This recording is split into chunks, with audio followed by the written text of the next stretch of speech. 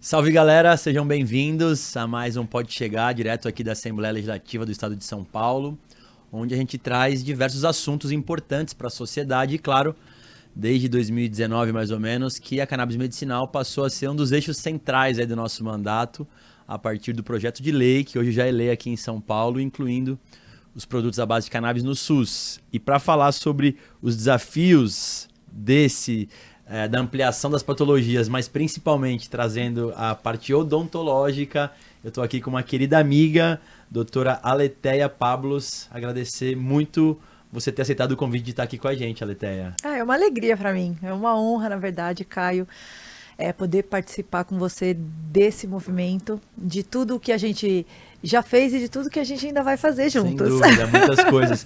Vou ler aqui um breve currículo da minha convidada de hoje. A Aletheia Pablos é cirurgiã dentista, doutora em implantodontia, mestre em ciências pela Faculdade de Medicina da USP e especialista em cirurgia e traumatologia bucomaxilofacial. Pós-doutoranda em endocannabinologia, atua como diretora no núcleo de odontologia da APMC, que é a Associação Pan-Americana de Medicina Canabinoide, e é professora coordenadora da disciplina de endocannabinologia na Faculdade do ABC Medicina de Medicina do ABC, do ABC. É também pesquisadora-chefe de um projeto clínico sobre o uso de cannabis no tratamento da dor crônica em mulheres, que é contemplada com recursos da nossa frente parlamentar da cannabis medicinal e do cânhamo. Vamos falar sobre isso um pouco mais à frente, mas eu queria, para começar, para que a turma que nos acompanha possa entender, quando é que a cannabis passou a fazer parte da sua parte de prescrição, de terapia para uso com os seus pacientes, Aletheia? Na verdade foi assim, Caio, eu enxergo a formação de uma onda perfeita. O estudo, o entendimento do sistema endocannabinoide, ele já permeava a minha vida aí, porque eu sou professora de fisiologia há mais de 25 anos. Então, comecei dando aula de fisiologia na odontologia, de farmacologia. Aí, já em 2023, eu já dei aula de fisiologia na Faculdade de Medicina do ABC, né? Eu era muito jovem, né? Então, a endocannabinologia, eu já flertava com a endocannabinologia há algum tempo atrás. Mas quando eu voltei dos Estados Unidos, numa temporada que a gente morou lá, eu, meu marido e meu filho, inclusive na cidade onde foi descoberto o receptor canabinoide, tipo em St. Louis, no Missouri, St. Louis. Né?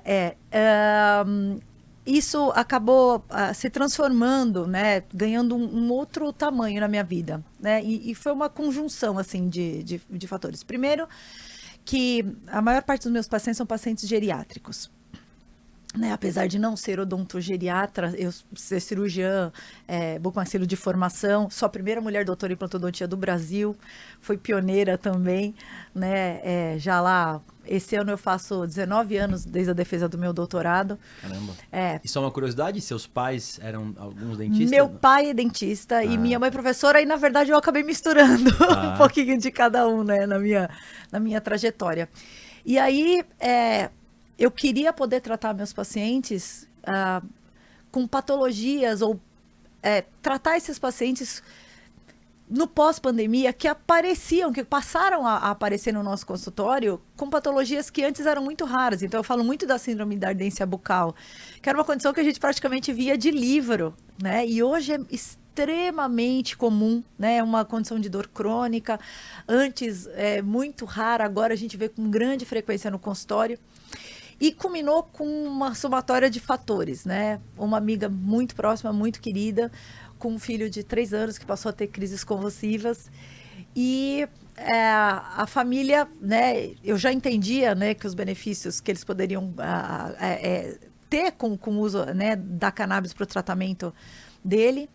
E eu aí me aprofundei, né? Porque como que o dentista fala, em função do vínculo que normalmente se cria com os pacientes, tem um peso importante na tomada de decisão para a escolha de uma terapia? E entendendo que a família tinha um preconceito, né? Uma resistência, eu falei, eu vou me fundamentar, porque se partir de mim, a gente tem uma chance de dar certo, que foi o que aconteceu, né? Somado ao fato de que eu queria também tratar de uma maneira diferente, né, um familiar que estava dependente de drogas de medicações indutoras de sono, né? Entendendo todo esse mecanismo e como isso estava atrapalhando a funcionalidade, né?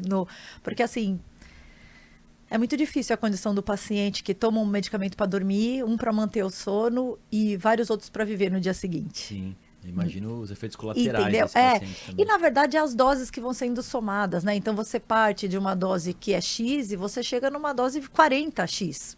Muitas vezes para você obter o mesmo efeito, né?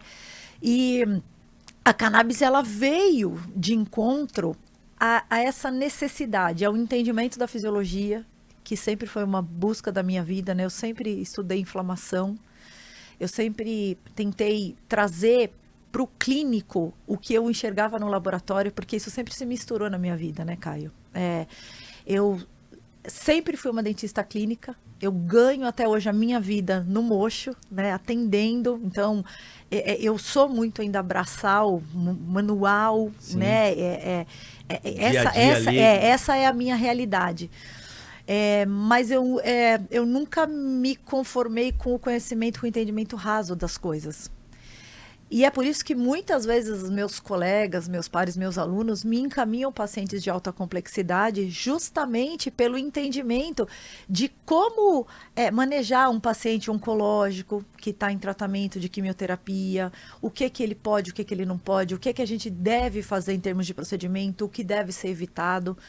Então, a cannabis, ela entra na minha vida para preencher um espaço de uma coisa que, assim, eu procurava, eu precisava de alguma coisa para socorrer os meus pacientes, né? E eu fui, né, para bater de frente com a dor, né?